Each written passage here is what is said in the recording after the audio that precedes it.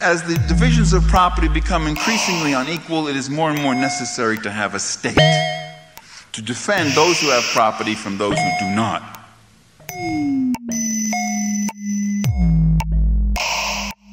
The only difference was that when Marx said it, he said to defend those who have property from those whose labor is expropriated by those who accumulate wealth off their labor, who have all the property. And he said it wasn't just haves and have-nots, it was haves taking it from those who produced it. And throughout the world, dominant economic interests today have enlisted the efforts of assassins and torturers.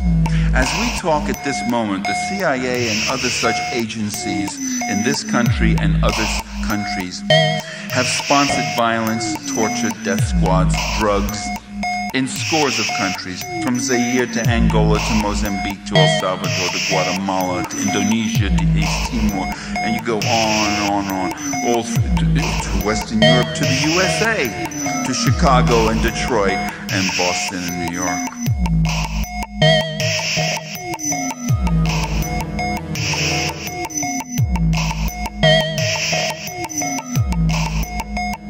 What are we trying to say? That along with government, we also have a thing called the state.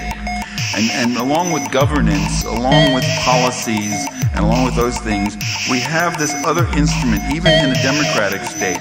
And that instrument, whether it's in democratic France, or democratic England, or democratic Germany, or democratic Italy, or democratic USA, or democratic Canada, and all these countries, all of them have these other instruments and agencies that act like a bunch of gangsters, that act repressively, that use surveillance, that use every dirty trick in the book, unequal enforcement of tax laws, name it. The bringing in of drugs into whole neighborhoods and communities, trumped up murder charges, assassination. And that you have in the middle of these democracies, you have the state within the state known as the national security state.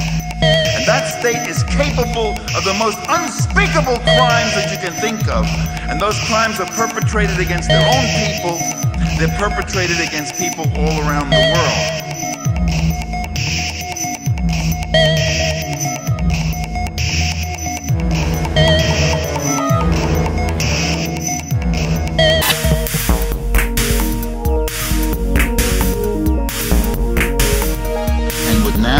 North American Free Trade Agreement, we now see the third worldization of the USA will continue full speed ahead.